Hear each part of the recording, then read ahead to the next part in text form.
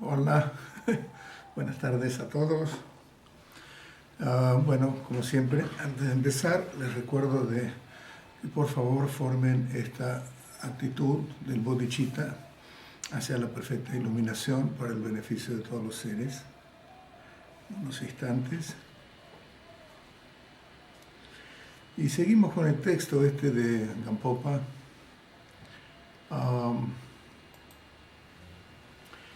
Y lo que vamos a ver hoy, bueno, son listas que no van a tener mucha explicación, pero igual las vamos a ver. Las 10 cosas que son inútiles. Eso es Pemba me pecho chuni, Jume lula, Nien kurda rimro chitsam che chang, Mita jikpar ngebe Pemba me.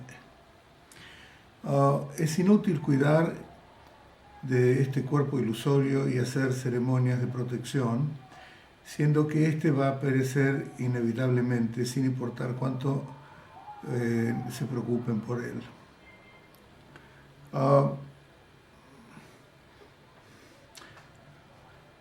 Bueno, en realidad tenemos que cuidar este cuerpo. Desde ya, esto es algo que inclusive Buda, con su camino medio o su enfoque de lo que es el camino medio, ¿se acuerdan que cuando era Siddhartha y estaba buscando la iluminación, él desistió de castigar el cuerpo con las prácticas ascéticas porque encontró que eso no funcionaba?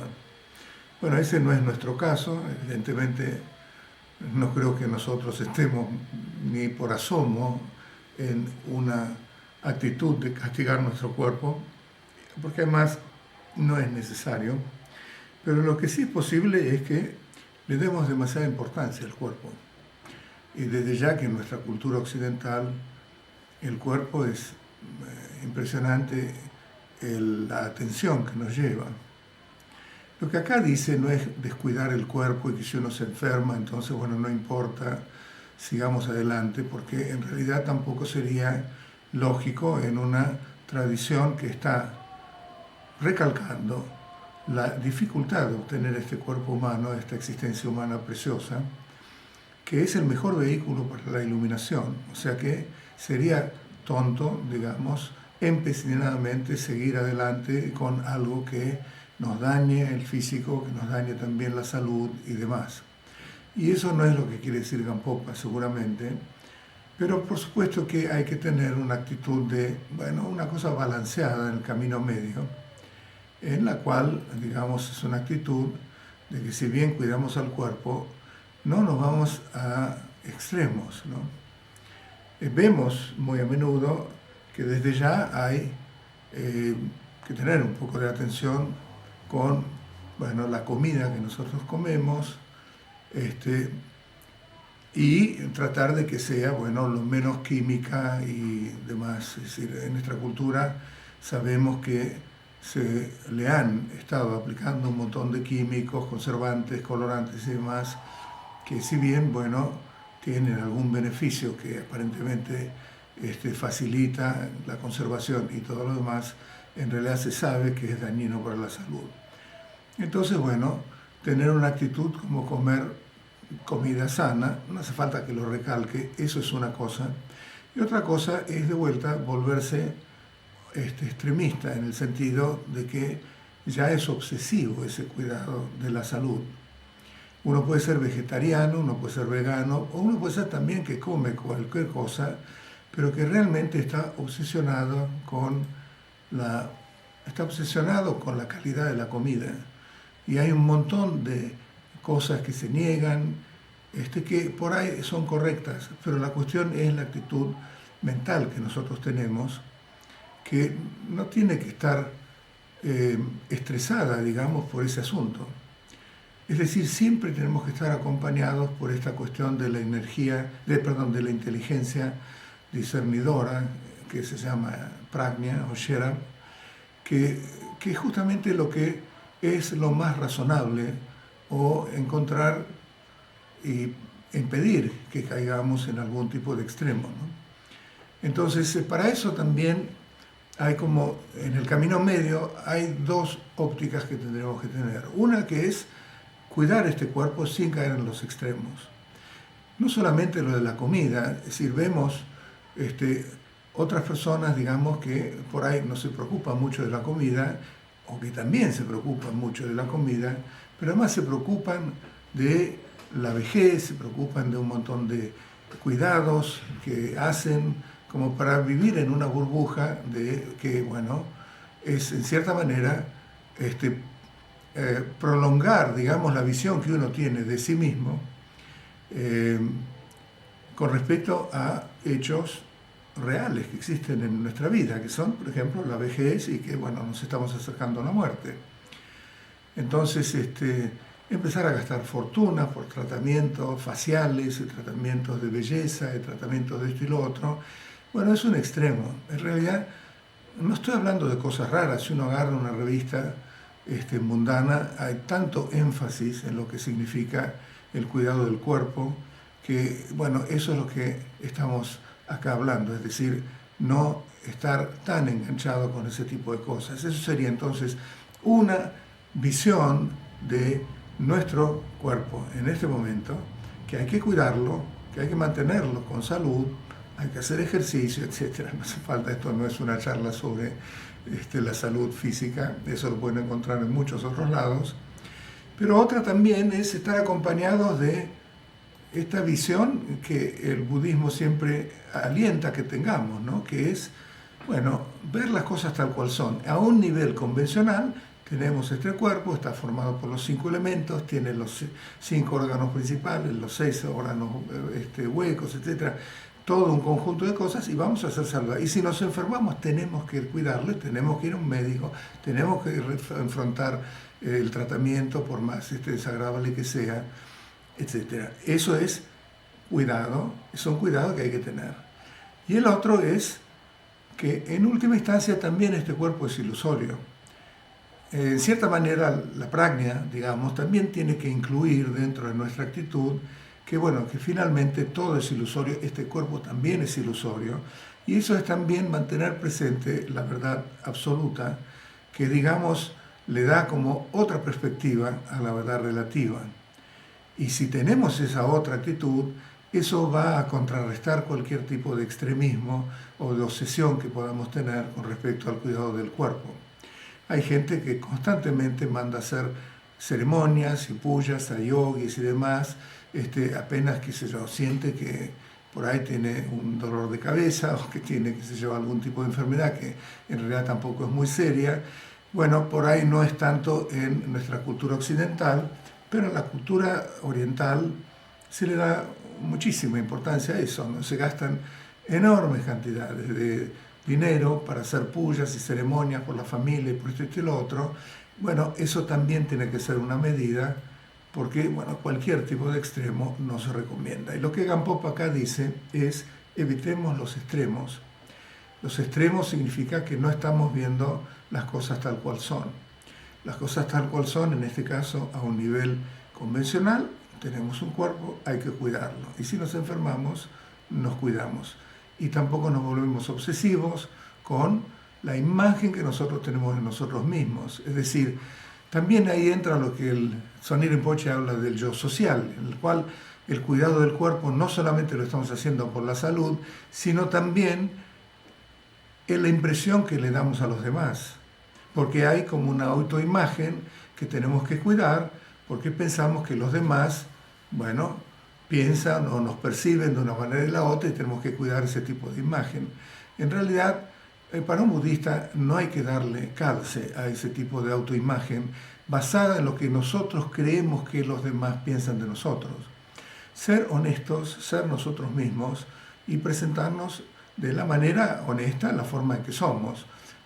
Por supuesto que inclusive presentándonos de esa manera vamos a cuidar un poco nuestra presencia y todo lo demás, porque bueno, eso es parte también de ¿cómo se llama?, de ver las cosas tal cual son, porque en cierta manera no queremos choquear a los demás ni nada por el estilo, que no ganamos nada con eso, pero estar muy, muy obsesionado con el qué dirán y cómo me pongo y cómo me visto y cómo hago esto. La cantidad de dinero que se gasta en ese tipo de cosas debido a ese excesivo cuidado sobre lo que los demás puedan decir de nosotros o puedan pensar de nosotros. Eso es parte también de este punto, es decir, una excesiva atención a el cuidado de nuestro cuerpo, ¿no? Bueno, creo que más o menos está claro. El segundo es inútil ambicionar y codiciar cosas materiales, ya que al morir los harás pobre y con las manos vacías, sin importar cuánto te esfuerces. Bueno, acuérdense del título ¿no? Que son las 10 cosas inútiles, y acá va a hablar una y otra vez del asunto de la muerte, ¿no? Por eso, digamos, no va a ser muy placentera esta lista, ni siquiera tampoco la que sigue. O sea que, bueno, banquen esta sesión porque no es muy agradable. No quiere decir que las otras fueron muy agradables tampoco, pero bueno, esta sesión definitivamente no lo es. Entonces el segundo es Sansin Norla Sernadan Napsenki Samche Chang Rang Chiwen Nangpar Dremol Lactonto Droe Pempame. Bueno, de vuelta, es un poco la actitud parecida a lo que estamos hablando con respecto a la atención al cuerpo, ¿no? Si vemos nuestros roperos, si vemos las cosas que compramos, y eso es muy significativo, sí, en nuestra civilización de consumo, que es el consumo es lo que mantiene, digamos, nuestra cultura progresando. Ese progreso, entre comillas, se lo considera enormemente relacionado al consumo, porque el consumo es parte también de esta economía en la cual vivimos, ¿no? Quizás lo que Gampopa acá esté diciéndonos va en contra también del consumo y en contra, en última instancia, de lo que se llama el progreso, el PBI y todo este tipo de acciones o de cuestiones que sí hacen a nuestra, ¿cómo se llama esto?, nuestra economía, nuestro estilo de vida. Pero dentro de ese estilo de vida también, bueno, ¿cuántas camisas vamos a comprarnos? ¿No? ¿Cuántos pantalones vamos a comprarnos? ¿Cuántos vestidos vamos a comprarnos?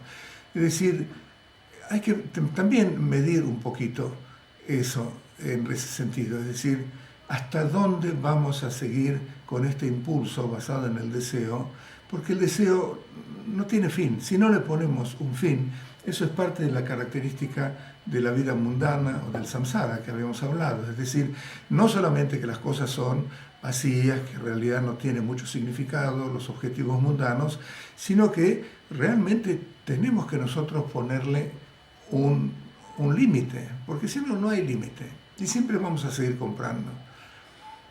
A veces abrimos Mercado Libre y hay un montón de cosas que se ofrecen, y si estamos viajando abrimos Amazon y es impresionante, es decir, la sociedad produce todo el tiempo todo tipo de cosas que son atrayentes y que evidentemente nos van a hacer más confortables en muchos casos. Muchos otros compramos algo y por ahí lo usamos una vez, lo archivamos y no lo usamos más durante 3, 4, 5 años y ocupan lugar en nuestros roperos, ¿no? Entonces, bueno, pensar un poquito en lo que realmente necesitamos, también un poco más, ¿viste? Para realzar, digamos, el sabor, digamos, de nuestra vida también. No es que uno tiene que ser un espartano y vivir una vida extremadamente austera, eso no es lo que está diciendo acá, pero siempre a la luz de nuestra vida finita, digamos, y que vamos a tener que enfrentar de una manera u otra el momento en el que vamos a estar separados de cualquier cosa que hayamos comprado, porque eso es la muerte. Ahí vamos a partir totalmente desnudos, digamos. Nuestra conciencia no se lleva absolutamente nada de lo que el stock de cosas que hemos comprado, que son parte, digamos, de nuestra colección de cosas de la vida humana. Entonces, bueno, es inútil, porque para eso también tenemos que dedicar mucho tiempo para generar los medios para ir a comprar toda esta variedad gigantesca de cosas de consumo. Y eso también demanda tiempo, demanda esfuerzo, demanda también ansiedad. tampoco es muy bueno para nuestra mente porque está lleno de expectativas que no se cumplen, de miedos, de riesgos que tomamos un crédito y todo ese tipo de cosas, con el fin de generar plata, dinero, medios para... ¿Y qué lo vamos a gastar? Lo vamos a gastar en un montón de cosas que está bien, gastemos. No quiere decir que seamos avaros. Acá no sé si acá dice... Lo harás pobre y con hermanos vecinos. Acá dice ambicionar y codiciar cosas. Justamente es eso. Es decir, pero también dice, a ver, perdón, Sansin, no la...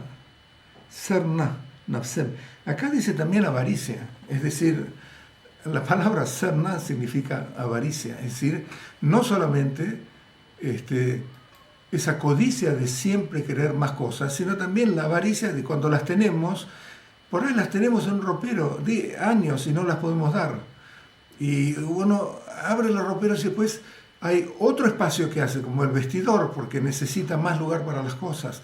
Esta actitud, digamos, que es una mezcla de codicia, porque no le ponemos un límite, digamos, a la atracción que tenemos para poseer cosas, y la avaricia también, de al poseerlas tampoco entregarlas o repartirlas cuando vemos que ya ni las necesitamos, o cuando vemos que otra gente las necesita y nosotros por ahí también, pero bueno, las podríamos dar porque la otra persona las necesita más.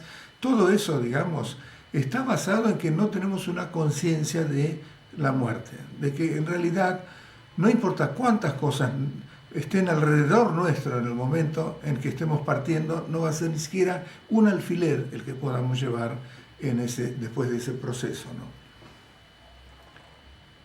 El tercero es inútil edificar castillos y mansiones, ya que al morir partirás en soledad y tu cadáver será depositado fuera de la casa, sin importar cuánto te hayas esforzado en construirla. Bueno, lo anterior habla de las cosas que uno quiere alrededor de uno mismo. Esto habla también de, bueno, nuestra morada, digamos, dónde estamos, dónde vivimos, etc. Entonces, bueno, acá va un poquito más allá. También hacer grandes mansiones, grandes casas o lo que fuera, es más o menos lo mismo. Es decir, ¿qué va a pasar con nuestro cadáver? Es decir, ni lo van a querer en nuestra casa probablemente, lo llevan a una funeraria y de ahí a a donde lo entierren o a donde lo cremen. O sea que cuando vemos eso desde esa perspectiva, yo sé que es medio lúgubre todo esto, pero está hablando de algo que nos va a pasar, algo que tenemos que tomar en cuenta. Tomar en cuenta el pensamiento de la muerte en realidad hace que vivamos con muchísimo más intensidad el momento de nuestra vida. Como, de lo contrario, lo que estamos haciendo es rodearnos de una burbuja que es totalmente ficticia y que en realidad no nos trae tantos beneficios. Es decir, esto se hace en el ámbito de las enseñanzas del budismo, que nos dice que podemos trascender la muerte, que dice que podemos inclusive usar la muerte como un paso hacia la trascendencia y alcanzar la iluminación en el mismo momento de la muerte. Que nos dice también que a la luz de la muerte, entonces, le demos una significancia a nuestra vida, y si no logramos en ese momento utilizar toda la facultad que tenemos como para encontrar el estado iluminado, la trascendencia, la liberación, en ese momento, al menos vamos a haber vivido una vida significativa, una vida con mucho sentido, una vida en la cual hemos mantenido una ética que se nos ha enseñado cuál es, y bueno, por lo menos moriremos muy tranquilos, con mucha paz, sabiendo que, bueno, está el asunto del renacimiento, pero que hemos generado condiciones como para seguir en la otra vida esta práctica que hemos comenzado, y bueno, llevará varias vidas. En realidad, en el budismo hablamos de varias vidas, no de una sola vida, ¿no? Como el Dalai Lama muchas veces hace un chiste cuando está hablando a una comunidad católica y dice, bueno, los budistas en realidad no tenemos tanto problema, el problema es los que hablan de una sola vida, porque todo lo tienen que completar aquí. Pero para los budistas, bueno, estamos cambiando de casa, en la cual vamos a poder continuar nuestra casa, en el sentido de nuestro cuerpo, ¿no? De nuestra existencia, y no todo se termina en el momento de la muerte. O sea que realmente tenemos que encarar la muerte por lo que es, Porque evitarla y no pensar en ella en realidad no nos sirve de mucho. ¿Y por qué estoy diciendo que esto se dice en el ámbito del budismo? Porque si no estamos con las enseñanzas del budismo que encaran eso y que nos dan elementos como para también liberarnos, entonces sería realmente lúgubre y sería realmente un bajón para deprimirnos y estar totalmente, constantemente, digamos, sin disfrutar siquiera la vida. Esto no quiere decir que no disfrutemos la vida. La vamos a disfrutar, pero mantenemos presente también justamente el hecho de que las cosas cambian y que las cosas son impermanentes, lo que hace es valorar mucho más la riqueza del momento presente, que es cuando estamos vivos, y poder utilizarlos de una manera más significativa que pasarnos la vida comprándonos cosas, haciendo planes de mudarnos, de hacer otra casa más grande, de comprarnos 2 o 3 propiedades. ¿Cuál es lo hemos visto en otras listas antiguas? ¿Cómo definimos una vida básica, una vida que realmente tengamos como para poder sobrevivir y también, bueno, un poco más para darle realce a esa vida con algunos lujos o algunas cosas, porque también tenemos familia, no todos comparten esa familia, no todos comparten también esta visión que nosotros tenemos y bueno, encontrar de vuelta un camino medio y discernir, digamos, cuál es lo que nosotros llamamos un nivel básico de nuestra vida que incluya también este tipo de factores. Es decir, si vamos a decir que nuestra vida, el nivel básico de nuestra vida es no solamente una casa, sino 3 casas, porque entonces si no, no estoy bien, una casa de verano, una casa de ciudad, una casa también, qué sé yo, en otro país, por las dudas. Bueno, todo eso hay que mantenerlo también. Y acá estamos hablando de que nuestro tiempo está limitado, porque seguramente tenemos unos años para vivir, no sabemos, y que todo eso requiere mucho esfuerzo para ser mantenido, porque hay que mantenerlo, entonces vamos a trabajar más, etc. Digamos, no voy a repetir, ya lo he dicho en otras listas, lo dijo Gampopa, y bueno, un poquito acá de vuelta lo refresca, ¿no? En este caso, con respecto a la casa. Antes era con respecto a las cosas, ¿no? Es inútil prodigar cosas a tus hijos y descendientes, ya que en el momento de tu muerte ellos no podrán ayudarte ni por un instante, no importa cuán generoso hayas sido. Bueno, esto no sé muy bien cómo le caerá a los hijos y a los descendientes, pero bueno, a ver. Kar peudan kansan la kawa chinechik che ne tsi chan chiwen nangpar chikpur roshin ro yang gor dumpe pembame. Pudan tsao la champe simchi ngopo chisam chikpo chang chiwe dusu pento que chi chan mepe pembame. Bueno, acá de vuelta, es decir, acá está diciendo que lo estamos haciendo por amor. Por supuesto que queremos a nuestros descendientes, queremos a nuestros hijos, queremos a nuestra familia, desde ya que eso nos está negando.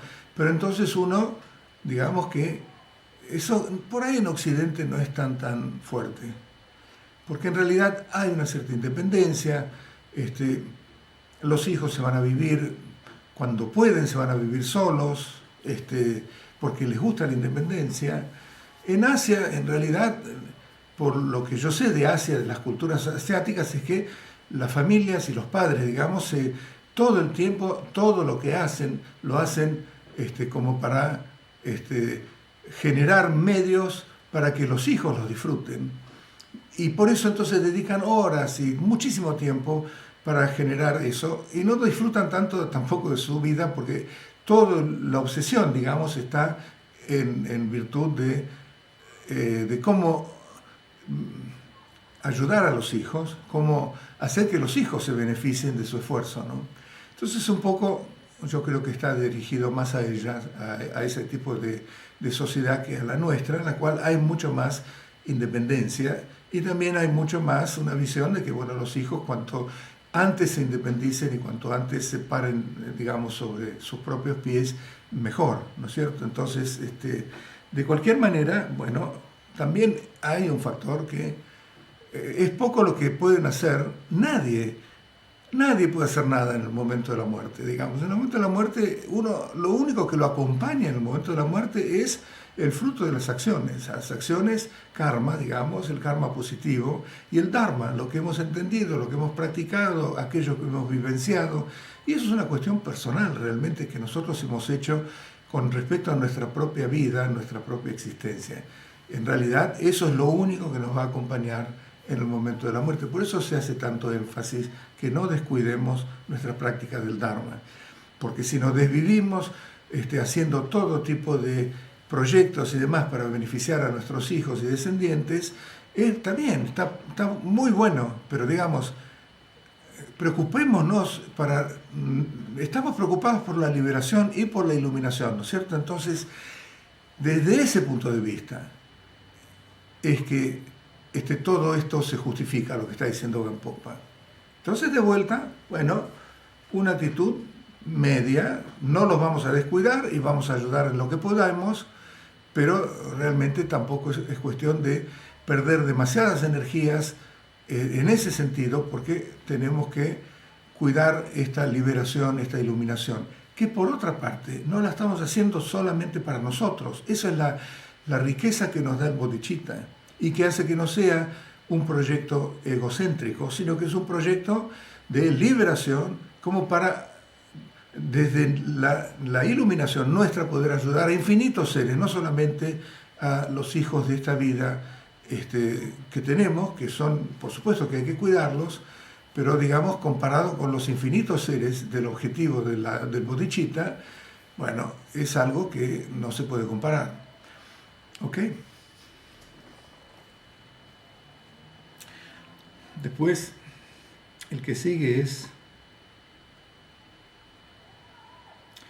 Niendan Trokpola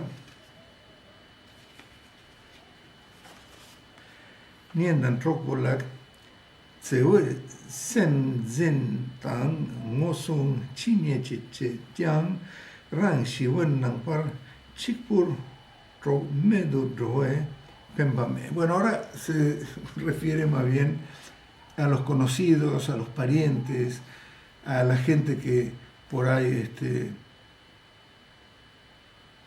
bueno, es inútil cuidar afectuosamente a conocidos y parientes, ya que el día en que mueras lo harás solos y sin amistades, no importa cuánto te hayas esforzado. Acá hay una palabra, mosung, en tibetano, que significa congraciarse, ¿no?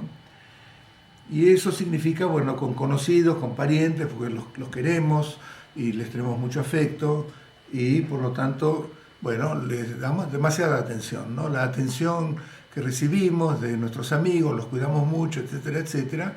De vuelta, acá rige siempre con esa inteligencia discernidora encontrar un camino medio. Pero Mosum significa congraciarse con la gente, es decir, por ahí nos esforzamos mucho para congraciarnos con alguien porque necesitamos su apoyo, su ayuda o lo que fuera.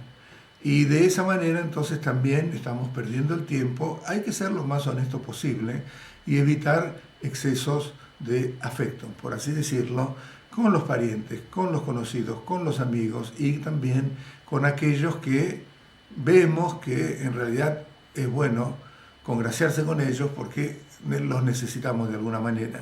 Y ahí ya empezamos con hipocresía y con salirnos un poquito de la vaina, digamos, para realmente, excesivamente también mostrarles nuestro afecto, entre comillas y demás. O sea que de vuelta es muy parecido a lo demás, ¿no?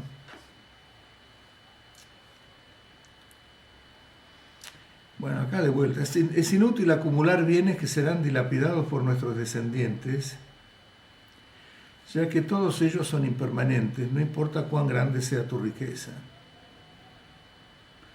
Bueno, eso es más o menos lo mismo que dijo antes, ¿no?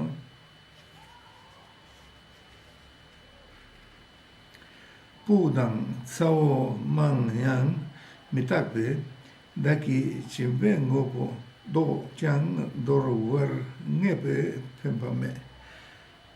Bueno, sí, sí, acá lo que está, bueno, no hace falta que lo explique, realmente es muy parecido a los anteriores, ¿no es cierto?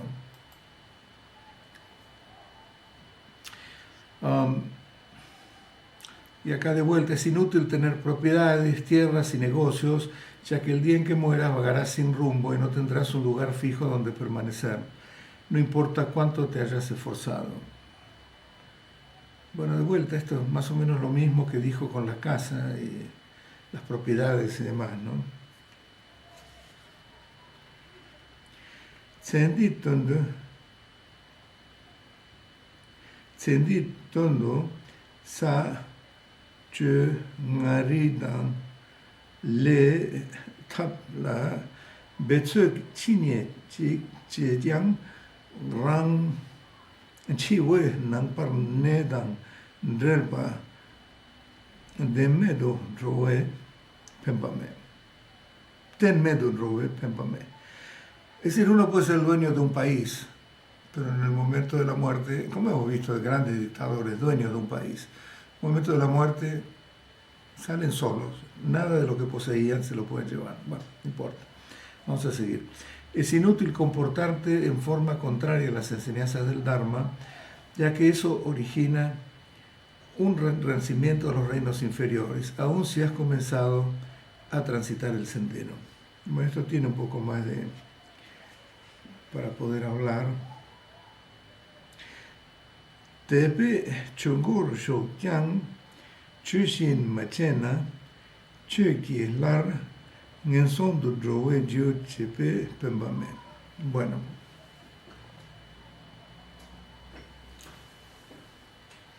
acá falta la palabra fe en la traducción. Y es importante la palabra fe. A ver si...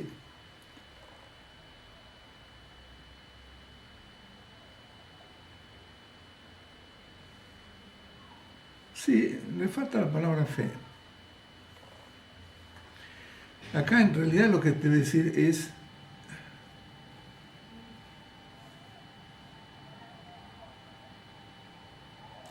Acá lo que dice literalmente es que habiendo entrado en el Dharma con fe, ¿ok?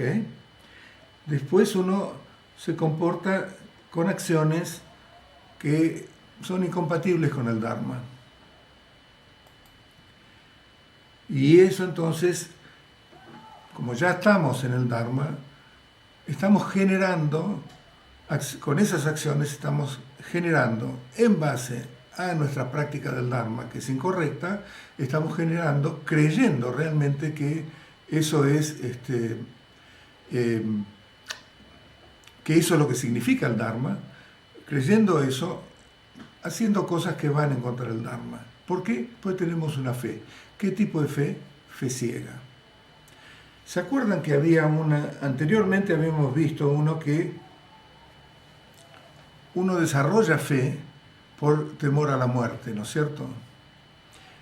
Ese tipo de fe, también en esa lista, Gampopa lo que estaba diciendo es que uno empieza con una cierta fe. Por ejemplo, si por reflexionar en el momento de la muerte y todo ese tipo de factores, digamos, y ver cuán vulnerable es nuestra vida, nuestra existencia, entonces uno tiene fe, es decir, confiar en alguien, y quien confía toma refugio en Buddha, Dharma, Sangha, y sin mucho tampoco comprensión, no desarrolla tanta comprensión, pero digamos, cuando ve que realmente lo vulnerables que somos, entonces tomamos refugio. Ese es un acto de fe.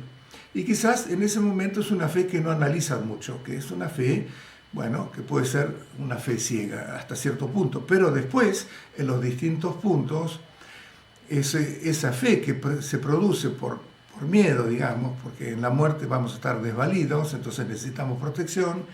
Esa fe después, en la misma lista, si la vemos en la lista anterior, dice que, bueno, que luego hay que tomar enseñanzas, después reflexionar sobre ellas, después practicar, llegar a la vivencia. Bueno, de esa manera uno va fortaleciendo esa fe, deja de ser una fe ciega y se transforma en una fe que está basada en la confianza, en el razonamiento, está convalidada, digamos, por el razonamiento, y uno finalmente cree y tiene una firme confianza en el Dharma, en Buda y Sangha, y en los lamas y todo lo demás, ¿no es cierto? Entonces eso es fe, uno entra con fe y luego la convalida con el razonamiento y etcétera, ¿no? Pero ¿qué pasa? Que si uno permanece en esa fe ciega y no la fomenta con estos otros tipos de factores de la práctica, esa fe ciega, basada en el Dharma, pero malentendiendo el Dharma porque no lo comprende y no utiliza tampoco todos los otros principios que el Dharma mantiene, como la ética y como la compasión y todo ese tipo de cosas, entonces la fe ciega puede hacer estragos. Y eso lo hemos visto. Es decir, no tomemos el Dharma nomás, el Dharma también es una religión, así como otras religiones que han tenido historias tremendas en base a la fe. Matanzas, guerras, ¿no? Hemos visto en otras religiones y en algunos casos también el budismo, aunque hay que decir que muchísimo menos, este tipo de actitudes, digamos, ¿no? Que en base a la fe entonces se mata, se tortura, se conquista pueblos, se impone religiones y todo ese tipo de cosas a través de la fuerza. Y lo que lo convalida es solamente la fe. Y en el budismo siempre hay como un equilibrio entre tres principios, ¿no? Así como, bueno, nosotros tenemos en las civilizaciones, digamos, democráticas, tenemos tres poderes que se van, más o menos, se van equilibrando unos a otros para que ninguno de ellos se exceda. Lo mismo en el budismo, hay tres factores que surgen cuando uno estudia el budismo y cuando lo practica. No solamente la fe es necesaria, sino también es necesaria la inteligencia discernidora, que sería la sabiduría, y también es necesaria la compasión. Y si estos tres factores están presentes, como dice Tsonyi Rinpoche, entonces esto evitará los extremos. Nunca vamos a hacer, no hay en el budismo, digamos, extremismos. En general, por ahí en casos hubo, en casos aislados, pero en realidad no son más bien anecdóticos, porque en la historia larguísima del budismo no hubo casos de extremismos, así de fanatismo, digamos. El fanatismo con la fe, por ejemplo, lleva a lo que vemos que puede ocurrir, porque uno mata y no nombra el nombre de Dios mientras lo está matando, por ejemplo, a un ser humano. Eso es fe nomás, pero una fe totalmente ciega que no tiene ningún tipo de respaldo de la inteligencia, es decir, del conocimiento y la sabiduría, y en la cual también la compasión está totalmente ausente. Entonces, cuando hay compasión, entonces eso ya no podría suceder, ese tipo de fanatismo, ¿no? Si hay inteligencia, únicamente inteligencia, digamos, conocimiento y demás, y carece de fe, y carece también de compasión, bueno, uno puede ser un químico que desarrolla armas químicas o un tipo que desarrolla armas nucleares o lo que fuera y que está convencido que esa es la mejor manera de ser. Y digo, bueno, entonces eso significa que tampoco uno se vuelve un fanático en cierta manera porque carece de la compasión, de la empatía y también carece de fe, digamos, en valores espirituales que hacen que una persona tome en cuenta también lo que significa la trascendencia. Y lo mismo la compasión, por ejemplo, la compasión sin fe o la compasión, digamos, exclusivamente la compasión con la fe pero sin la inteligencia, también puede llevar a estragos. Imaginemos ahora con el COVID que la fe dictamine que es muy bueno juntarnos en la catedral y 1.000 o 2.000 personas reunirse para, con fe, digamos, en Dios y en todos los demás, entonces evitar la enfermedad y curarla. Eso ha ocurrido en la Edad Media con las pestes, ha ocurrido también en otras épocas con las pestes y por supuesto que eso generaba, por falta de inteligencia, pero había compasión ahí, por supuesto, y había fe, pero como no había inteligencia o conocimiento, el resultado era que causaba estragos. Mucho más gente se contagiaba porque compartían un espacio cerrado. O sea que estos tres aspectos son realmente tan presentes en la enseñanza budista, y entonces si uno los toma en cuenta, cada uno de ellos neutraliza el fanatismo o el extremismo en los otros. ¿Ok? Y eso es más o menos lo que está diciendo acá. Si uno solamente tiene fe, y descuida todos los otros aspectos del Dharma, de tal manera que justifica con su fe acciones que en realidad son contrarias a lo que dice el Dharma, porque no se preocupó por estudiarlo y por entender sus principios. Bueno, el resultado de eso, en nombre del Dharma, el resultado de eso es que en vez del Dharma liberarlo y eliminar su sufrimiento y llevarlo a una liberación completa, en nombre del Dharma, el Dharma se transforma en un veneno que lo está hundiendo cada vez más en samsara, porque está generando esas acciones basadas únicamente en la fe, generando acciones que van a resultar en un renacimiento en los reinos inferiores, ¿no? Los reinos de animales o pretas, o también los que tienen esta experiencia infernal, ¿no?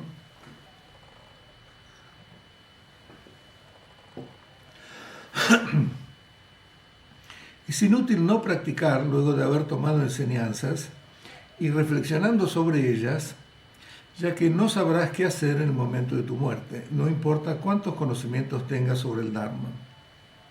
Bueno,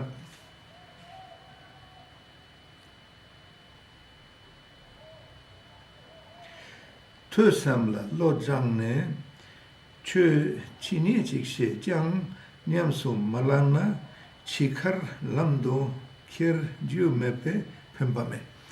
Es decir, en realidad se habla mucho de que el Dharma es muy útil en el momento de la muerte, pero no el Dharma que se aprendió realmente, porque el Dharma que se aprendió no es un Dharma que uno vivenció, es decir, sigue perteneciendo a alguien que nos relató algo, pero que en realidad no hemos asimilado, no lo hemos vivenciado y no estamos operando y experimentando el Dharma como la experiencia de la vivencia, es decir, el Dharma es la realización. Siempre se enfatiza en el budismo la importancia del tercer tipo de conocimiento, que es la sabiduría que se obtiene a partir de la meditación, a partir de la práctica. La meditación es una palabra que incluye una rama gigantesca de prácticas, ¿no? Los 4 inconmensurables, el Tonglen, digamos, también el entrenamiento de la muerte, en el bodhicitta relativo, también las prácticas de visualizaciones, en las cuales el estadio de generación, ¿no? De la práctica tántrica, el estadio de perfeccionamiento. Todas esas prácticas realmente tienen que llevar una experiencia del Dharma. Y en el momento de la muerte lo que va a prevalecer es la claridad que hayamos desarrollado a partir de la práctica del Dharma, pero no del estudio exclusivo del Dharma. Si lo dejamos solamente a un nivel teórico de conocimiento, por ahí vamos a ser un enorme erudito. Pero en el momento de la muerte, palabras y conocimiento intelectual van a ser de muy poco uso, porque nuestra conciencia entra en un estado en el cual lo que va a prevalecer en ese momento es la vivencia y la claridad, la lucidez que tengamos en ese momento, especialmente una lucidez trascendente. Y es la lucidez trascendente la que va a hacer que podamos trascender a partir del momento de la muerte.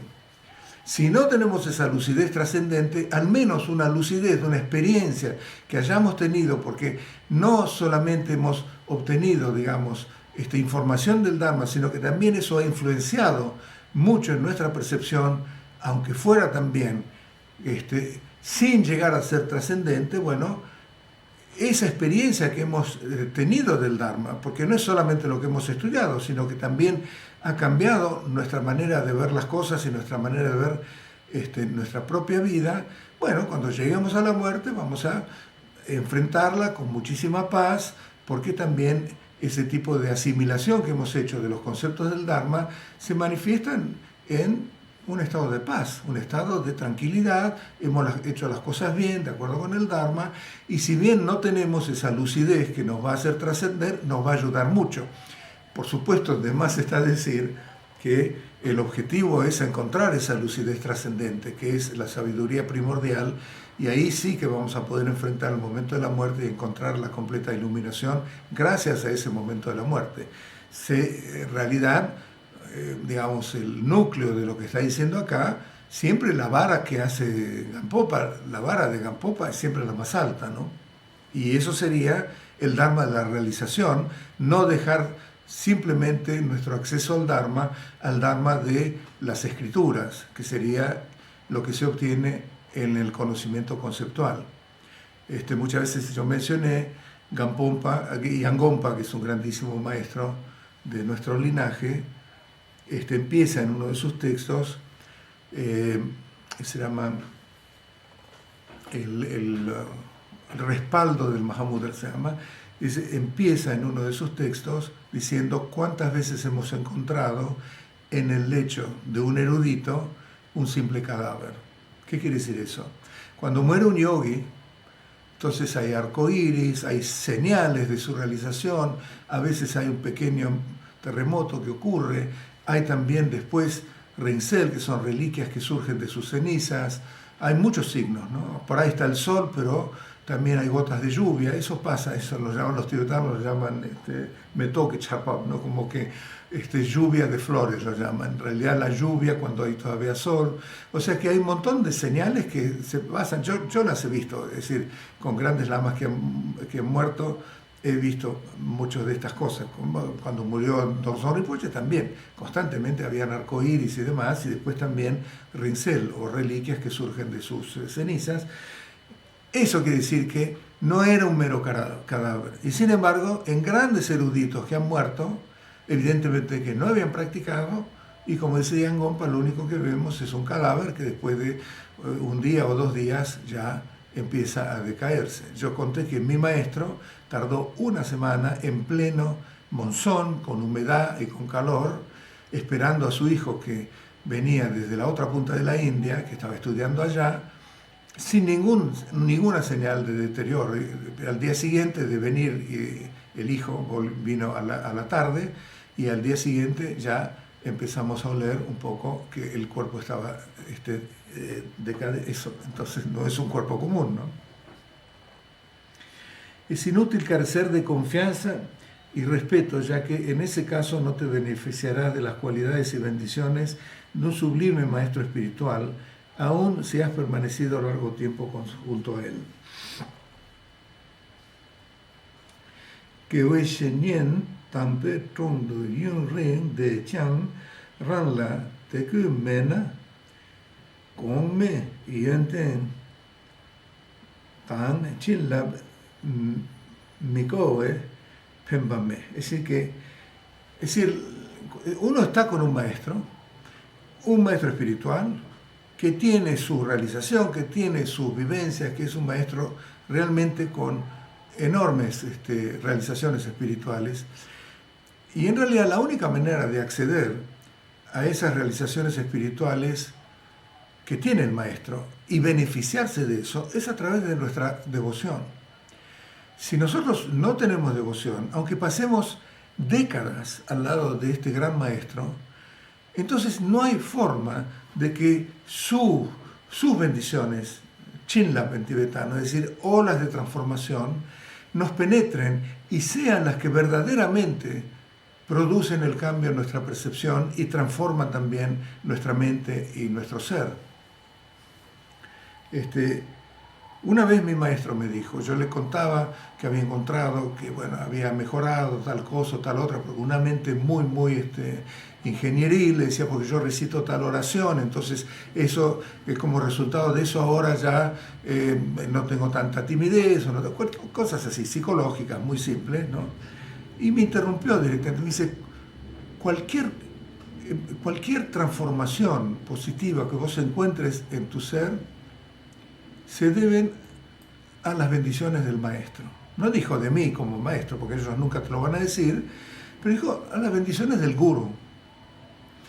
Las bendiciones del gurú son esas, es decir, justamente es algo mágico en realidad, es algo en cierta manera, no mágico, pero hay una cuestión psicológica en la cual hay dos partes. Desde una parte está la prontitud, porque esa mente del maestro no deja el espacio de la verdad, que es el espacio de la sabiduría primordial, ya que es un maestro calificado del Mahamudra. Si no, no es un maestro calificado del Mahamudra. Las calificaciones para ser un maestro del Mahamudra es que ya su mente no solamente encontró el espacio de Mahamudra, que es la verdad absoluta, es decir, esa mente natural, la unión de vacuidad y lucidez, es decir, esa lucidez vacua, y no solamente que la encontró, sino que la habita, es decir, que su mente funciona desde ese nivel. Y como su mente funciona desde ese nivel, entonces ese nivel de verdad proyecta también a partir de lo que se llama la energía compasiva, que es una tercera cualidad de ese estado natural. Esa energía compasiva, bueno, no es una energía como el calor, como la electricidad, como un foco que uno tiene enfrente, no, es una cosa un poco misteriosa, que serían las bendiciones. Pero tiene que haber una receptividad de esas bendiciones, si no, no puede haber transformación. Es como se dice que el sol sale, pero si yo tengo una taza de cerámica que está con la boca hacia afuera, entonces el sol puede calentar adentro, puede penetrar e iluminar el interior de la taza. Pero si esa taza la tengo dada vuelta, no hay forma, por más luminoso que sea ese día, por los rayos del sol, no hay forma de que el interior de la taza se ilumine. Y eso es lo que significa la devoción. La devoción significa que nosotros abrimos nuestra mente, nos rendimos en cierta manera en base a lo que hemos investigado de este maestro y hemos no solamente llegado a confiar en el maestro, sino a hacer que esa confianza se haya vuelto una cosa emocional, que es la devoción. Y en esa devoción, entonces, en esa devoción que tenemos por el maestro, como está diciendo acá, si no nos abrimos al maestro, es imposible, por más realizado que sea el maestro, por más gigantesca sea su realización espiritual, y en base a esa realización espiritual, indivisible de su sabiduría, esa energía compasiva, que es lo que nos va a transformar, no tiene forma de transformarnos. Por ahí pasamos décadas al lado del maestro, sirviéndolos, siendo perfectamente éticos, siguiendo todas las reglas de conducta que tiene un discípulo con el maestro, pero si falta esa apertura, estamos cerrados a esa influencia espiritual. Son las dos caras de una moneda. Cuanto más devoción, más influencia uno puede recibir. Uno puede dar vuelta a la copa un poquitito, va a recibir un poco de luz. Dar la vuelta un poco más, mucho más luz. Ponerla frente al sol así, va a recibir la completa facultad iluminadora, digamos, de los rayos del sol. O sea que eso es lo que acá quiere decir, ¿no? Si uno no tiene confianza y respeto, que sería la devoción, no importa las cualidades que tenga el maestro y las bendiciones que pueda transmitir a través de su energía compasiva, no nos van a poder beneficiar por más tiempo que uno permanezca cerca del maestro, ¿no? Bueno. Yo pensaba seguir con la otra, pero bueno, ya se terminó una hora, mejor la dedicamos para las preguntas, si es que hay preguntas. Me parece que no hay muchas.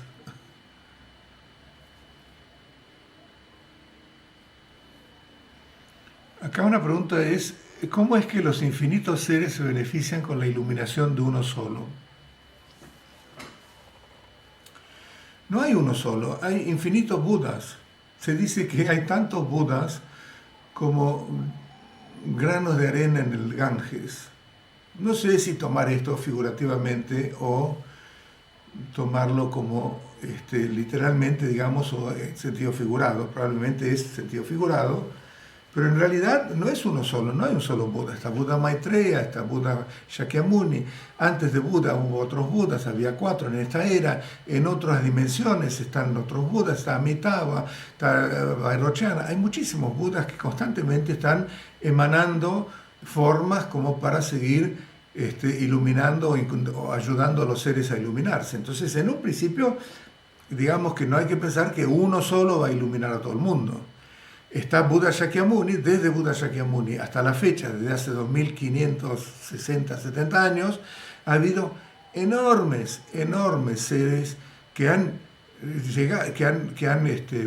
beneficiado a otros seres y les han indicado el camino, y también a través de eso también han llegado a la iluminación, han llegado a la completa liberación los otros seres, ¿no?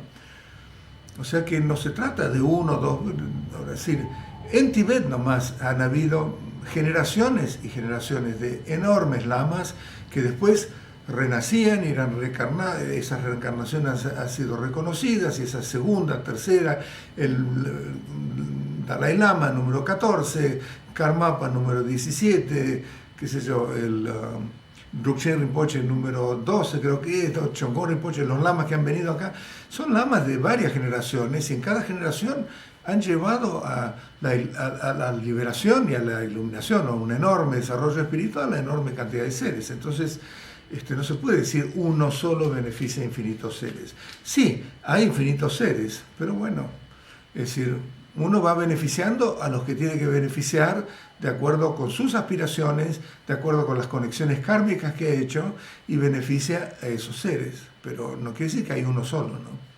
En la India, por ejemplo, en un solo momento, en una sola época, habían 84 Mahasiddhas. Todos estos 84 Mahasiddhas habían llegado a ese nivel de trascendencia con Mahamudra. No se hablaba de Dzogchen en esos Mahasiddhas.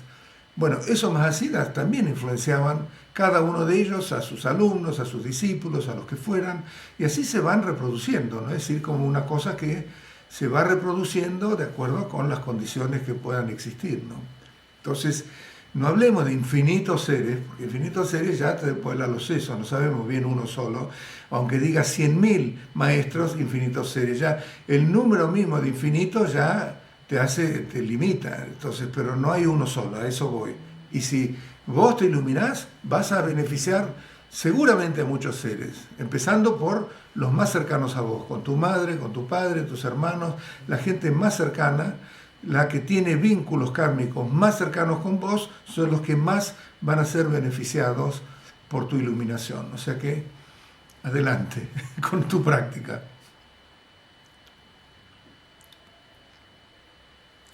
¿El espacio es un elemento condicionado o incondicionado?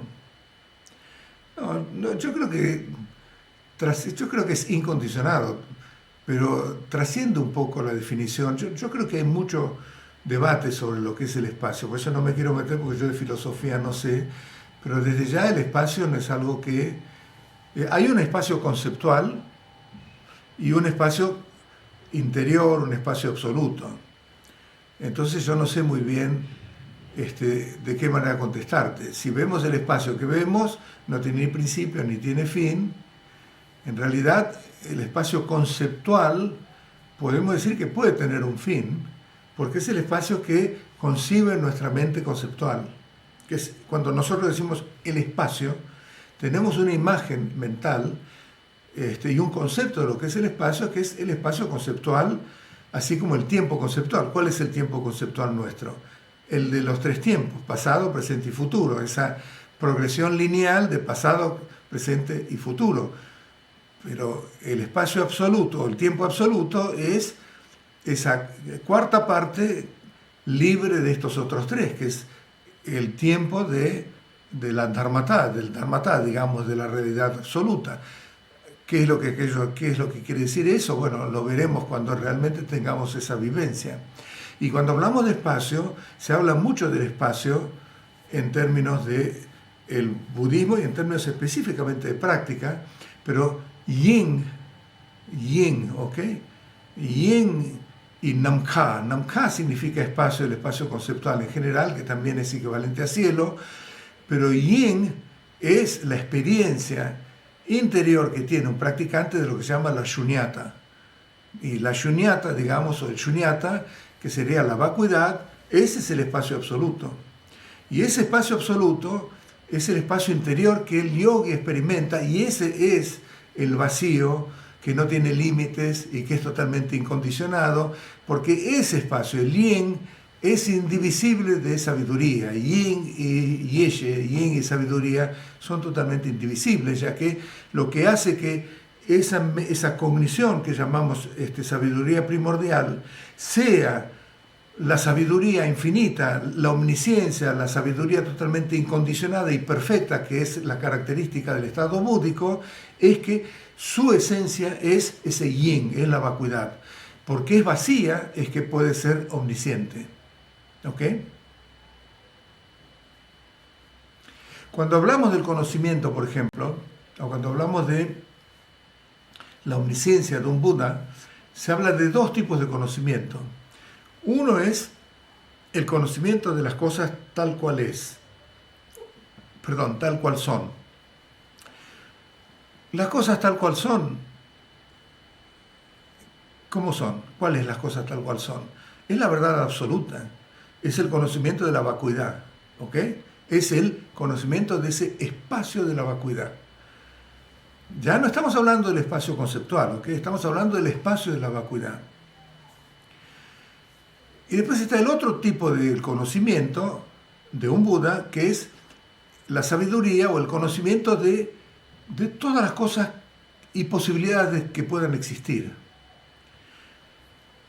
Estos dos juntos forman la omnisciencia. Ahora uno dice, bueno, en realidad la omnisciencia es conocer todo lo que podría existir, lo que se existe, las posibilidades y todo lo demás, ¿no es cierto? En su variedad infinita, que es parte de la omnisciencia.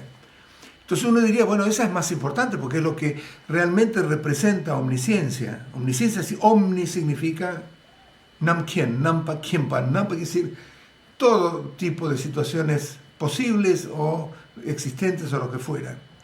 Pero en realidad la más importante es el primero, porque si no hay conocimiento de la vacuidad, si no se conoce ese espacio infinito de la vacuidad, que es el espacio absoluto de nuestro ser, la cognición no puede ser nunca la omnisciencia.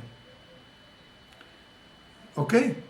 ¿Por qué la cognición no puede ser la omnisciencia? Porque justamente esa sería una cognición sustentada todavía por una reificación de sí misma, como que hay algo concreto, inherente, etcétera, que es como nosotros experimentamos nuestra cognición. Entonces, lo que le da capacidad a la cognición de un Buda a ser omnisciente es que justamente su esencia es el espacio absoluto. Y en base a ese espacio absoluto, entonces su expresión es la lucidez infinita de conocer la infinitud de cosas que existen o posibles de existir. Y eso sería, en su conjunto, sería la omnisciencia. ¿Ok? Entonces, no sé bien el espectro de tu pregunta. El espacio es incondicionado, es el espacio de la realidad absoluta. El espacio condicionado por nuestros conceptos, bueno, cuando trascendemos, ya vemos que eso era un concepto más. El espacio es un concepto, el tiempo es un concepto, pero hay un espacio absoluto, que sería yin, y un tiempo absoluto, que sería, se llama en tibetano, el cuarto, que es libre de los otros tres, Shicha, Sumrel se llama, ¿no?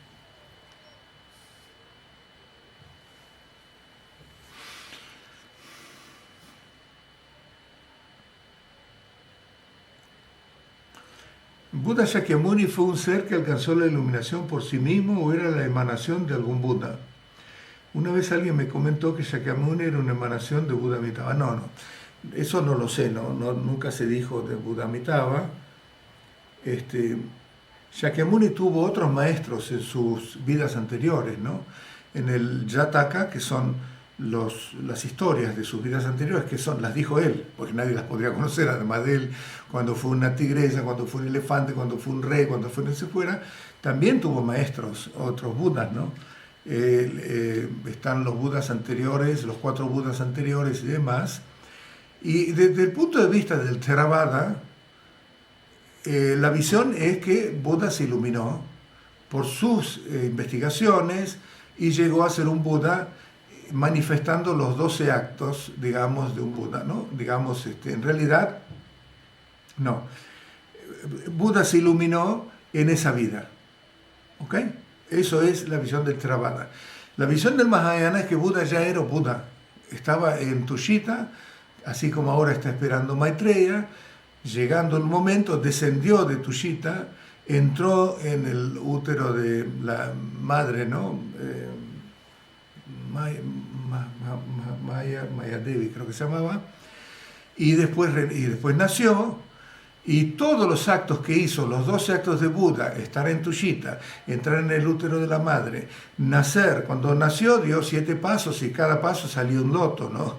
Y ya hablaba y no sé qué. Bueno, después hacer la vida de palacio, ser un príncipe, elegir justamente una madre que era reina, ser un príncipe, tener todos los lujos del palacio, pero renunciar al palacio y a los lujos del palacio, y ser ascético, y después renunciar al ascetismo, y buscar la iluminación, encontrar la iluminación, después dar vuelta a todo, y después mostrar la muerte también. Buda había trascendido a la muerte, podría haber sido como Guru Rinpoche, que Guru Rinpoche nunca murió. Se dice que Guru Rinpoche es una emanación de Buda. El mismo Buda dijo, yo voy a renacer nuevamente, voy a manifestar en la forma de un maestro que va a ser más iluminado, más grande que yo, que porque va a manifestar las enseñanzas tántricas, etcétera, etcétera. Bueno, es una visión más o menos que se dice, ¿no?, de lo que fue Guru Rinpoche, pero bueno, aparte de eso, él podría no haber manifestado la muerte, pero él a los 84 años, 82, 84 años, él manifestó la muerte. Porque lo que más importaba, según él, era mostrar la huella de la impermanencia. Hasta un Buda muere. Entonces, ¿qué pensar de todos nosotros? Y en base a eso, entonces, lo que enfatizó era el asunto de la muerte, de la impermanencia, y por eso mostró su muerte. Pero su muerte también era muy especial, ¿no? Es decir, lo querían cremar y no lo podían cremar. Se apagaba el fuego. ¿Por qué? Porque uno de sus discípulos principales, Mahakasyapa, se enteró después de un tiempo que había muerto. Entonces tardó en llegar hacia el cuerpo, y el momento en que llegó, con su frente tocó el cuerpo y tomó refugio, lo que fuera, recién ahí el fuego pudo prenderse. Y del cuerpo de Buda, de la cremación, se dice que de la carne de Buda se formó rinsel, que son estas perlitas, ¿no?, de perlitas, reliquias, ¿no?, que son como perlitas que se van reproduciendo si el que la tiene devoción. Y los huesos de Buda no se cremaron. Hay huesos de Buda en el museo de Delhi, en el museo de Calcuta, que cuando uno los ve son huesos. ¿No? Un hueso cremado está lleno de agujeros y es blanco y es poroso. Un hueso que no se quemó es un hueso, y están ahí, bueno, se muestran ahí, digamos, o sea que no, es una muestra de que el cuerpo de Buda, si bien fue cremado, bueno, Buda era Buda, ¿ok? Entonces, desde el punto de vista del Mahayana, Buda ya vino iluminado.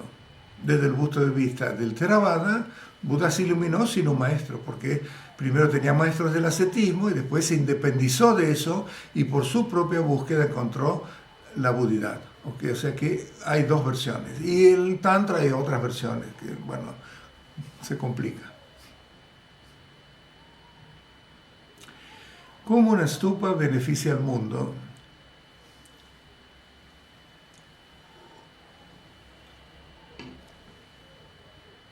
Es muy relevante tu pregunta. Después de haber estado ayer ahí en el templo y bueno, estamos edificando una stupa en el templo. Así como las cabinas, también empezamos a hacer una stupa, ¿no?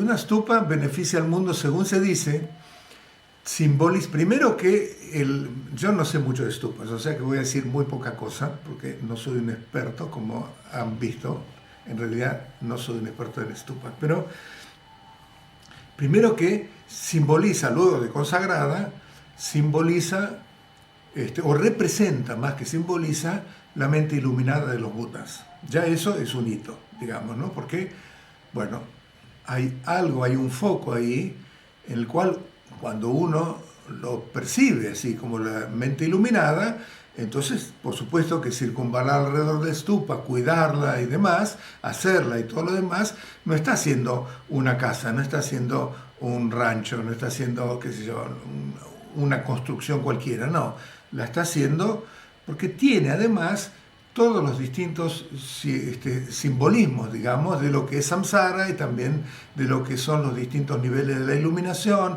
Están los bhumis, los distintos niveles del bodhisattva, está también la completa iluminación al final, o sea que representa todo el camino a la iluminación. Y también, como se cargan las cosas del samsara, ¿no? Como se cargan armas, porque entonces eso, luego de estar consagrado, eso impide o digamos ayuda a que no haya agresión, que no haya conflictos, que no haya disturbios, que no hayan guerras, etc. Después hay como bolsas de granos y demás, y bueno, simbolizan eso, pero luego de consagrarse es como que se crean las condiciones como para que no haya hambrunas en todo el espectro de influencia de ese stupa. Y después, bueno, también tiene otros tipos de cosas, ¿no? Que están representando la voz, así como la stupa representa la mente iluminada, también hay textos que van, que representan la voz de Buda, la voz iluminada, y también se ponen estatuas consagradas y imágenes y demás que representan el cuerpo de Buda iluminado. O sea que toda esa estructura es como si fuera un Buda, aunque por supuesto no está el Buda ahí, sí, también se pone una estatua, pero en sí misma está representando como Buda en persona, en cierta manera, que bueno, toma esa forma de stupa, ¿no? En la cual lo que se manifiesta es la iluminación. La que estamos haciendo es la stupa de la iluminación. Hay otras, está la stupa de Parinirvana y hay otras que no conozco, hay como 7 o 8 que tradicionalmente se hace. Nosotros hacemos una sola, que es la de la iluminación. Entonces se dice que también, justamente por esa presencia, se genera un ámbito de falta de conflictos, de paz y todo ese tipo de beneficios, digamos, para todos los que, todo el espectro, digamos, de influencia de esa stupa.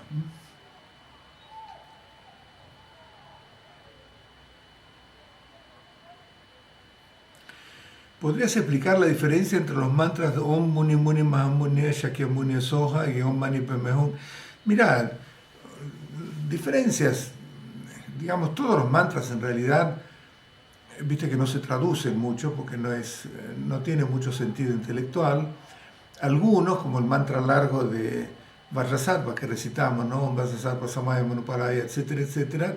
Si uno lee la traducción y es una especie de súplica que le hace a Vajrasattva, tiene significado, pero muchos otros no tienen mucha lógica, aunque por supuesto las palabras se pueden traducir. Pero uno es una invocación a Shakyamuni y el otro es invocación a Cherezi. Y cada uno de ellos tiene un aspecto específico, ¿no? Es decir, a Shakyamuni es para conectarse realmente con Shakyamuni, ese es su mantra, y con todas las cualidades de Shakyamuni, hacia la iluminación, etc. El mantra de Cherezi, en realidad, bueno, tiene otras funciones, principalmente es desarrollar la compasión, porque ese es el voto de Cherezi, que cualquiera que lo invocara, de acuerdo con su motivación y también con la concentración y su entrega, etc., el efecto de eso a partir de la recitación del mantra era que su compasión iba a crecer. Entonces enfatiza la compasión, pero en todos, no en la compasión nomás, sino también bodhicitta absoluto.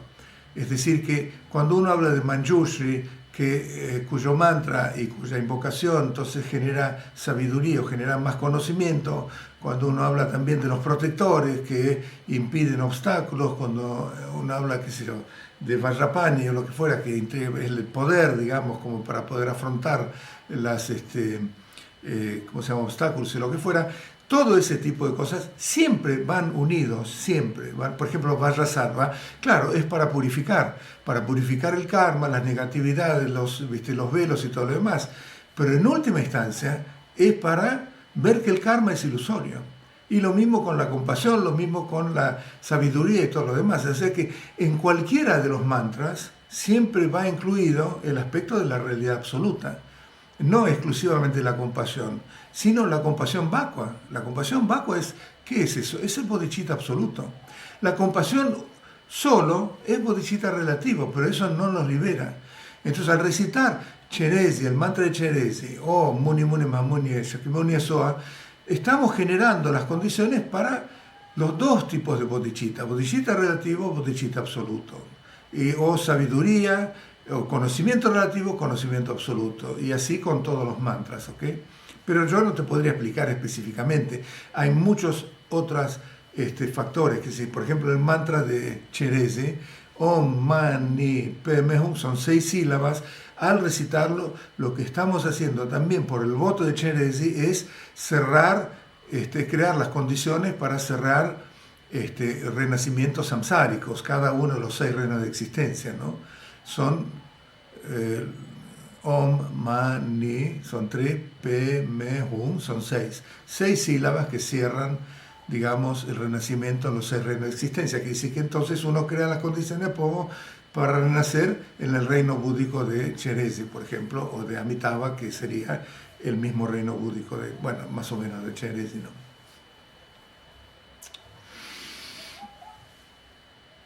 ¿Hay verdadero progreso si uno no le pide al maestro instrucciones específicas para ir avanzando? Es decir, para progresar es necesario sí o sí suplicarle al maestro que nos ayude a evolucionar. Desde ya que la súplica al maestro con devoción, esa es la panacea, siempre, dentro del Tantra, por supuesto, ¿no? Pero por otra parte, la práctica uno mismo la va viendo y realmente uno tiene que dedicarle mucho tiempo a la práctica y ver qué tipo de progreso. El progreso también hay que definirlo. ¿De qué manera medimos el progreso? La mejor manera de medir el progreso es si nuestras emociones aflictivas, apegos, miedos, odios, rencores, aversión, qué sé yo, todo este tipo de factores, ¿no? Celos, envidia, orgullo, si realmente empezamos a notar que ya empiezan a disminuir. Ese es el mejor indicio de que estamos progresando. Y si estamos haciendo una práctica cuyo resultado es ese, seguir haciendo esa práctica.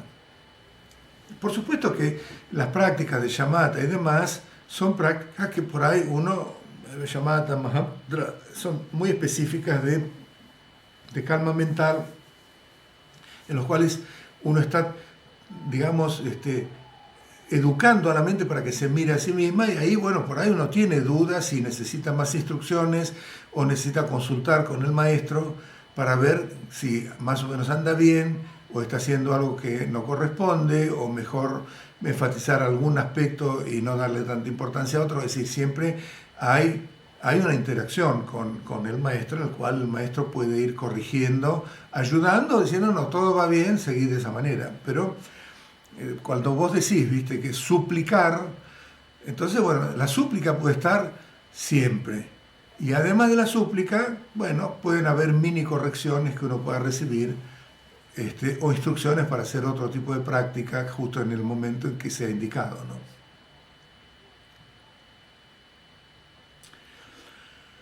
Hay una forma de experimentar la devoción que es más bien algo relacionado con la percepción, no tanto como una emoción. Sería ver que absolutamente todo es una manifestación del Guru. No hay malo, bueno, favorable, adverso, todo es el Guru. Si uno llega a percibir así, sería alcanzar la paz casi absoluta, ¿no? Y sí, por supuesto. Pero esa es la percepción pura. La percepción pura, hay una oración al Guru que hacemos en el Guru Yoga, en el cual decimos, vos que alcanzaste la percepción pura de ver que todas las formas son los sonidos y también las formas mentales son los estás viendo como el Guru. Y bueno, entonces uno alaba al maestro, pues dice, vos alcanzaste ese nivel, ¿no? Y ese es un nivel que sucede, digamos. Pero eso no puede suceder si no hay devoción. Y la devoción es algo, si no hay devoción, eso es una especie de, ¿cómo se llama?, muletilla que nosotros le metemos a la mente, que intelectualmente puede funcionar, pero en realidad es medio artificial.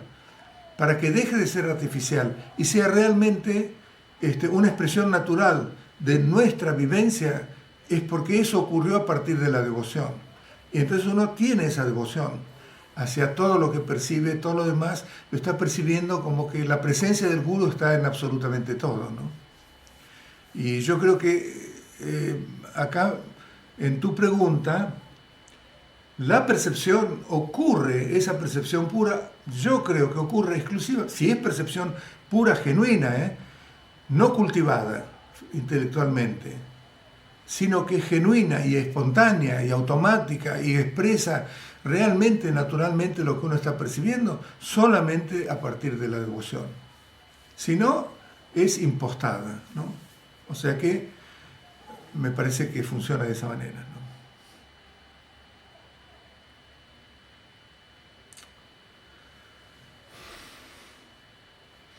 ¿Los maestros calificados que llegaron al primer bhumi pueden retroceder espiritualmente? No, no pueden retroceder. Ya dijimos que del primer bhumi en adelante nadie retrocede, es solamente hacia la iluminación, ¿no?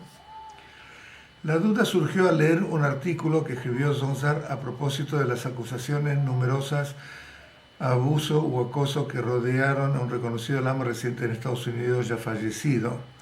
Allí Sonsar recordó que tiene que haber una devoción total respecto al maestro, pero si éste abusara de esa situación para causarle cualquier sufrimiento injustificado, incurriría en una de las peores karmas imaginables. Renacería en un reino inferior a ese. Yo no me meto mucho con eso, realmente es muy difícil hablar en esos términos y meterme bien en qué le sucede a un gran maestro de altísima realización si nosotros vemos que actúa de una manera incorrecta o no. Yo quiero evitar, de parte mía, me parece que es, gracias a mi karma, es que yo no tengo ese problema con maestros, con mis maestros, no tengo ningún problema, no he visto nunca algo que me hiciera, ¿cómo se llama?, conmocionar mi devoción, y no me meto realmente para una cosa intelectual de ¿qué sucede si ese maestro que tenía tanta cosa así rompe y hace eso, entonces se va al infierno? La verdad es que no lo sé. No sé qué le sucede, ni sé si sus acciones eran iluminadas, no sé si el resultado fue que los discípulos no las pudieron entender y entonces fue una acción, digamos, que fue contraproducente. Así, si vos me preguntás, sí, yo voy a responder como... A mí no me gusta juzgar mucho a los maestros porque no necesito juzgar y por eso no me gusta contestar este tipo de preguntas porque no, digamos, no son parte de lo que a mí me preocupa mucho tampoco. Es decir, me preocupa si dan en el Dharma en términos generales, pero en cuanto a mi práctica es como una disquisición, digamos, que no me interesa mucho meterme en eso. Es decir, empezar a justificar a maestros, ¿viste?, por las acciones que hacen, o juzgarlos negativamente por las acciones que hacen, no me quiero meter en eso porque no me sirve de nada. Entonces prefiero dejarlo picando. Lo que sí sé es que, de acuerdo con las enseñanzas, un maestro auténtico significa que ya tiene vivencia del estado natural y de ahí en adelante está en los bhumis y no vuelve para atrás. Entonces yo no sé muy bien qué es lo que sucede en esos casos, ¿ok? No sé cómo contestarte.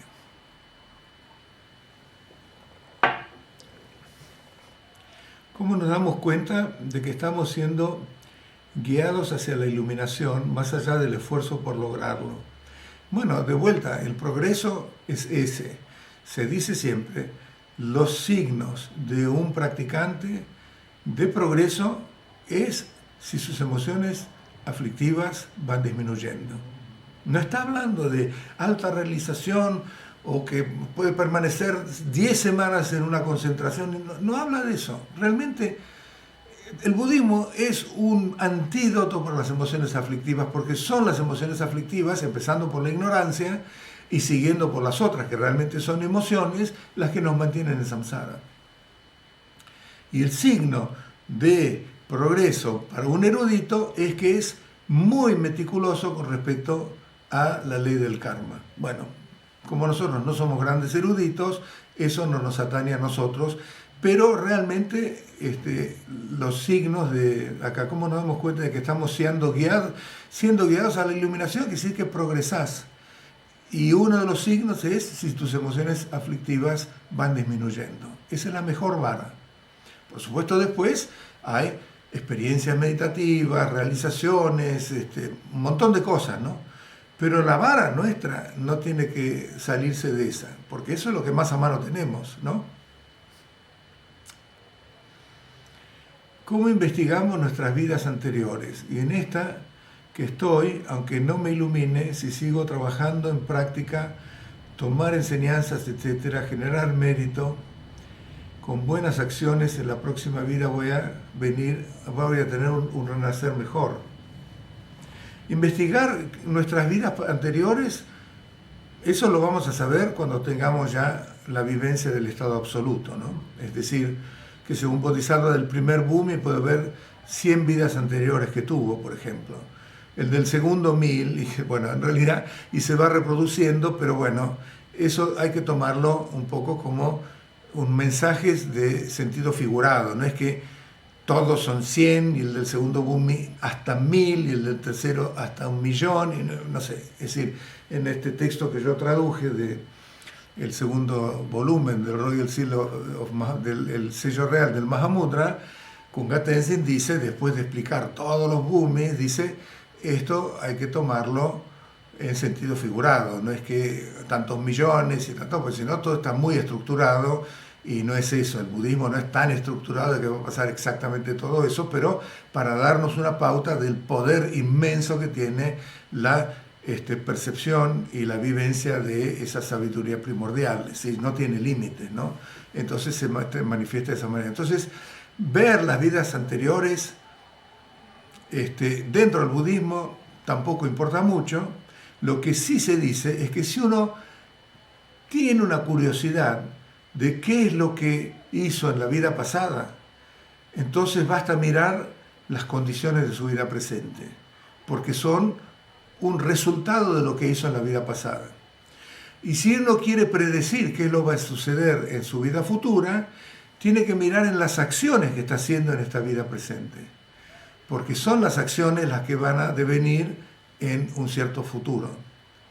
Entonces, si vos practicás el Dharma, lo estudiás, lo mantenés presente, lo profundizás, practicás meditación, seguís las instrucciones, etcétera, etcétera, bueno, estás prediciendo que te va a ir bien en una vida futura, porque causa y efecto son inviolables, digamos, son infalibles. Entonces, si vos estás creando las condiciones adecuadas en esta vida, bueno, el resultado va a ser que en la próxima vida sigas conectado con el Dharma, continúes progresando en el sendero y después de tantas vidas por ahí te iluminás. O sea que más o menos va de esa manera. Ahora, ver las vidas pasadas, viste, todos esos workshops de vidas pasadas, no sé, si querés por ahí podés ir a eso, pero a mí no me significan mucho, ¿no? Porque hay una cosa que es genial, siempre fueron reyes o princesas, ¿viste? O grandes potentados o lo que fuera, nunca fueron un gusano, por ejemplo, en la vida pasada, entre esas experiencias que se hacen, ¿no?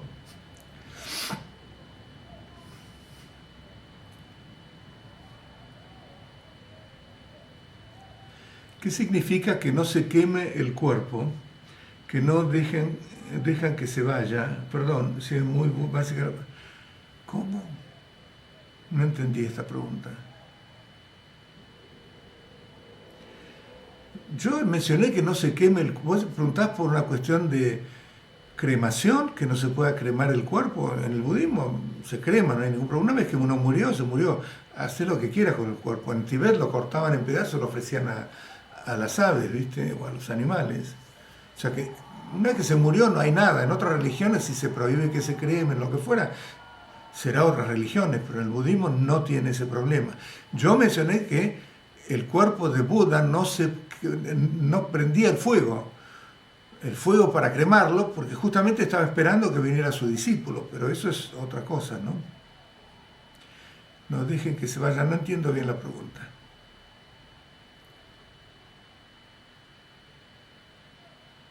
Bueno, listo, creo que hemos terminado. Ah, sí, que encontraron los huesos. A ver. La pregunta de la cremación es que encontraron los huesos. ¿Qué significa eso? Significa que no era un cuerpo común. Un cuerpo común, cuando lo cremas, no queda carne y te entregan cenizas. Y si hay huesos, como cuando se crema con fuego, no en nuestros crematorios, que el fuego es de varios miles de grados, sino cuando se crema con madera, como se cremaba, digamos, en esas culturas, ¿viste? Porque no había crematorios oficiales, ni gas, ni gasoil, ni qué sé yo, lo que se usa para cremar, electricidad tampoco para quemar. Hablando de Buda, que tenía un cuerpo físico, y luego de ser cremado, ¿qué es lo que quedó? Su carne no produjo cenizas, produjo rincel, que son estas perlitas. Sus huesos no terminaron porosos y blancos y quebratables y como queda. Yo he visto huesos cremados, porque yo viví muchos años ahí. Vi huesos de mi lama, por ejemplo, cremados y siempre son porosos y con agujeritos y demás. En el caso de Buda, los huesos se fueron huesos sin cremar, ¿no? Como los huesos de un animal que uno ve. ¿Ok? Listo. Vamos a dedicar el mérito y nos veremos el domingo que viene, si quieren.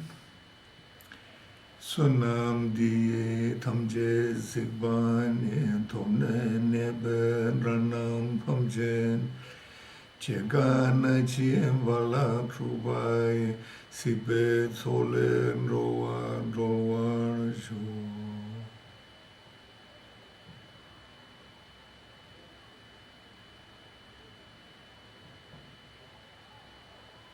Ok, ciao.